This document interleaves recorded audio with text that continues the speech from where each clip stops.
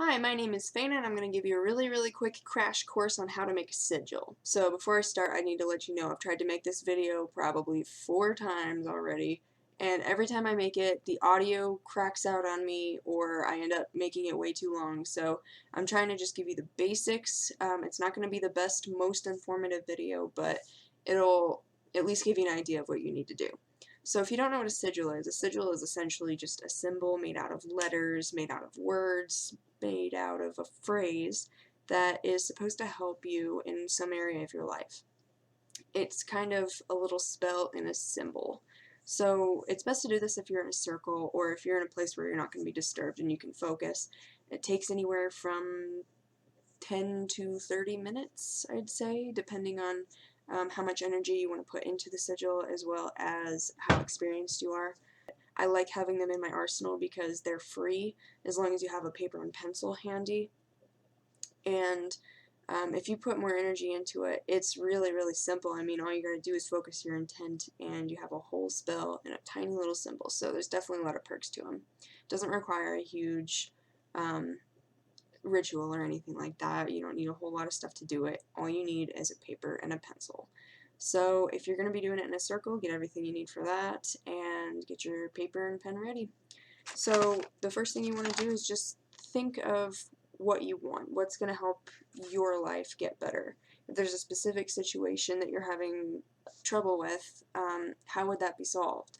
So the best way to do a sigil is to pretend that you are making a wish with a genie. So you gotta be as specific as possible with genies, otherwise they're going to give you something that you did not want, that you didn't intend.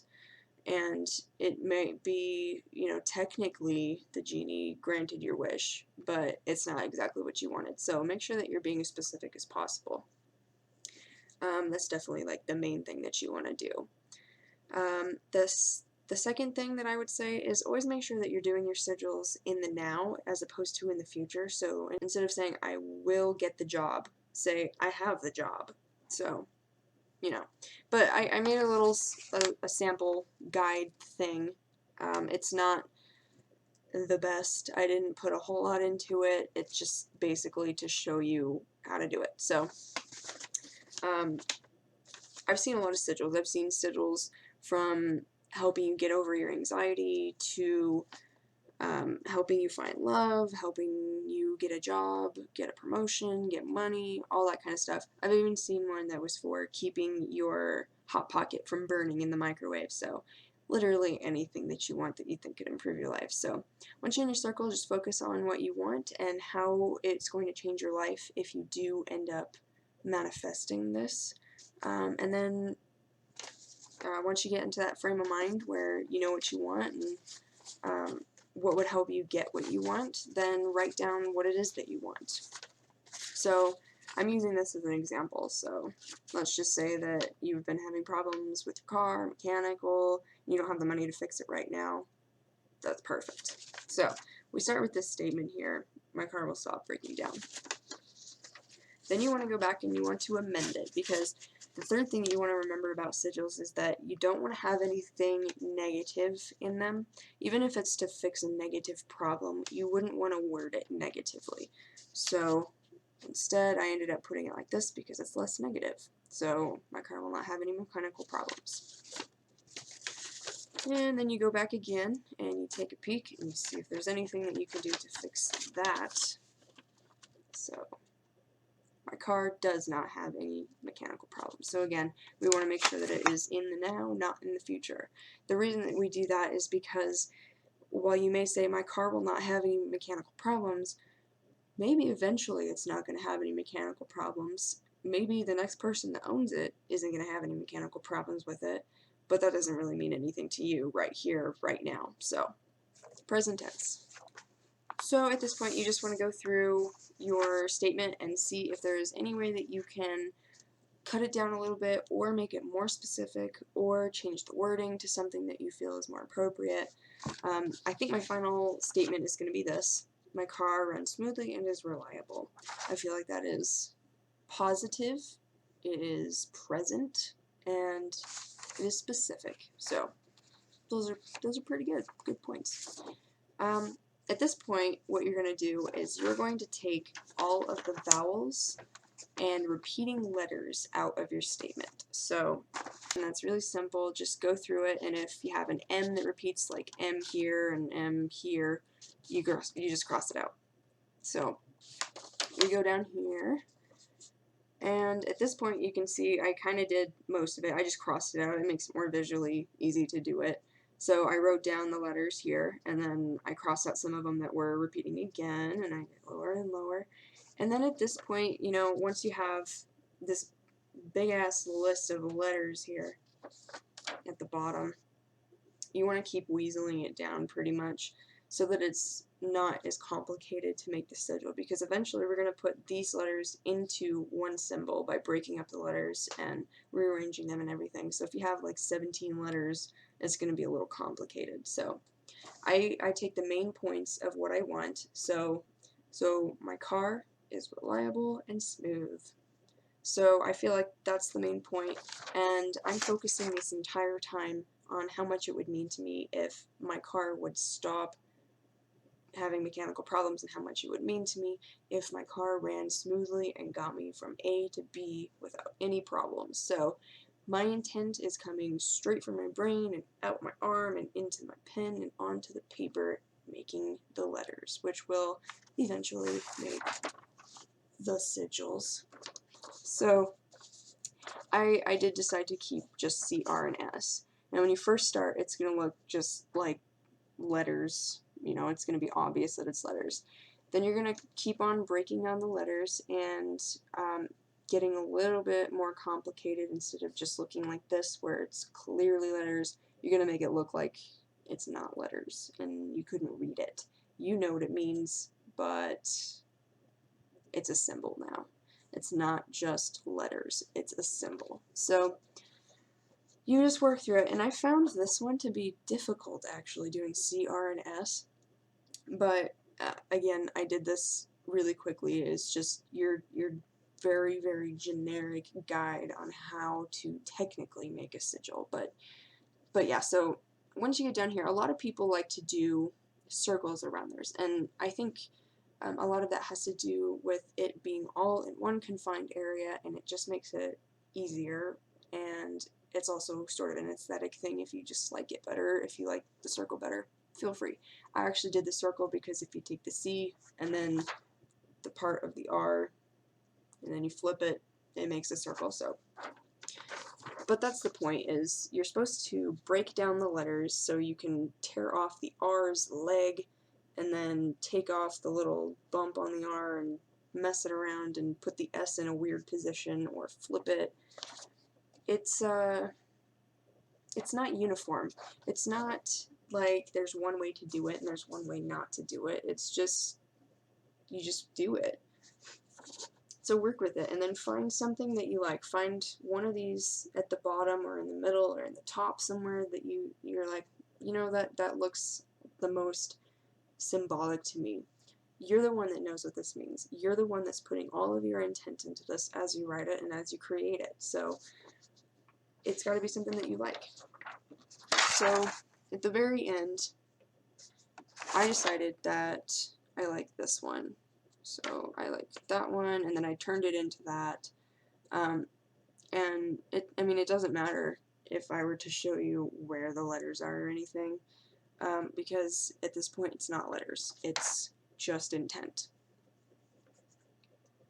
So at the very end, you're going to have the chosen one, and you can try to mess around with it a little bit more if you want to, or you can decide that's good enough for me.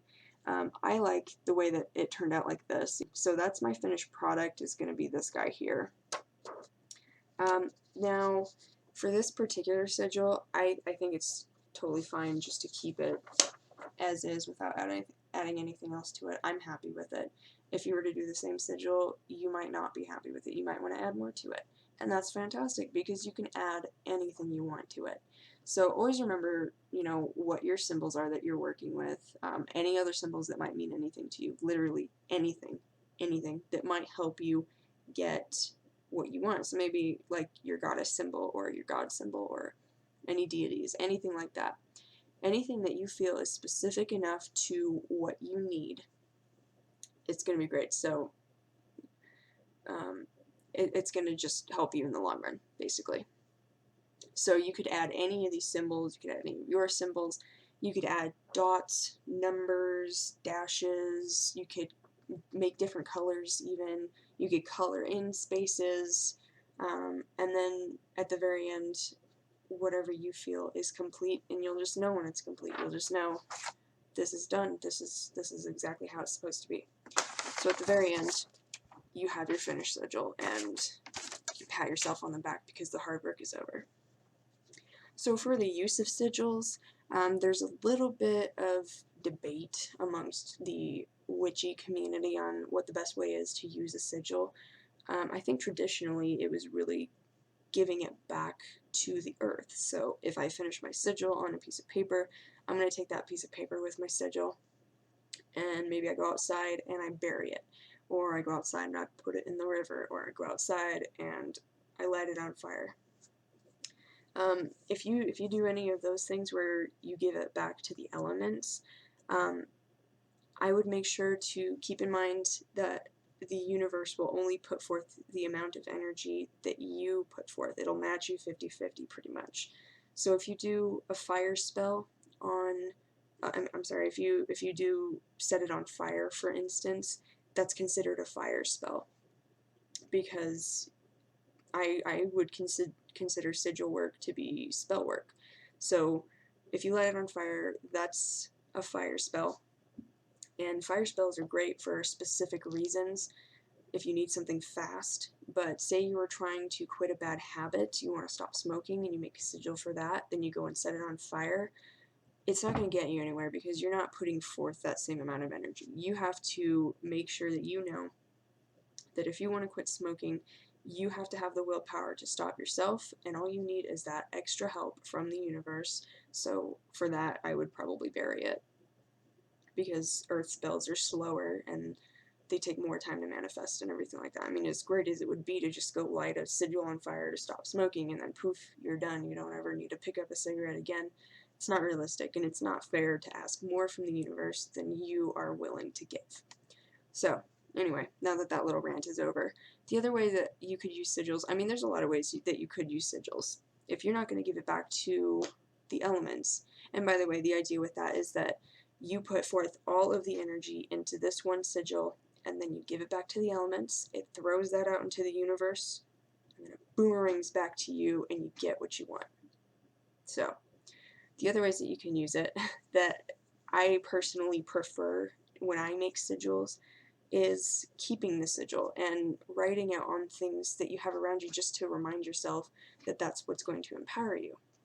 So for instance, if you were wanting to do a sigil on weight loss, if you're having a struggle with losing weight, you would make the sigil, and then maybe you, in like Sharpie, you put it on your water bottle, and then when you go to the gym, you keep the water bottle with you, and every time, you know, you move the water bottle and stuff, you can see it, so it's like a little bit of encouragement. In a way, that's just a psychological effect. I mean, it's helpful to have those kinds of reminders around, just to give you that little extra push and give you that motivation and everything like that. So that's always handy. Another way you could use a sigil would be if you were to carve it onto a candle, and as the candle burns, then the spell manifests. You could write it on your hand, so like if I wanted to stop biting my nails, which I do, I could write it, a little sigil on my hand right here. Every time I go like this to go bite my nails, I'll see it. One way that I've used sigils in the past, I will take the sigil, write it on a piece of paper, put it into my cauldron or my gypsy pot, and I light it on fire. And I've actually saved up the ashes from different sigils that I've done, so it's just like a bunch of positive ashes essentially. And then eventually I can just save it up and put it into a little bottle, and then that'll be like my empowering bottle or whatever, you know what I mean. Anyway, there's a lot of ways that you can use sigils, and there's no right or wrong way, because if one person says, oh, the only way you can do it is to light it on fire or go set it in, bury it and put it in water and all that, you have to give it back. Like, I mean, technically it could work, yeah. Technically that's a very valid way to use a sigil, but you can use it any way that you see fit, because it's really just a charged symbol that you made, and you know what it means, and you know what it stands for, and you're going to know the best way to use it. So if it feels appropriate to you to take it outside and bury it, or to set it on fire, by all means, do that. But if it feels more appropriate for you to keep it, and keep on writing it, keep reusing it, putting it on different objects, or just one, putting it on a candle, whatever it may be, if it feels appropriate to you, that's what you should do. So that's all I got for you. I still feel like this video is going to be a lot longer than I intended. I'm going to stop ranting now. Thank you for watching. If you have any questions, let me know. If I missed anything, let me know. If there's something more important that I forgot to mention, definitely let me know. But thank you again for watching. I really appreciate it. And yeah, I'll see you guys next time. Bye.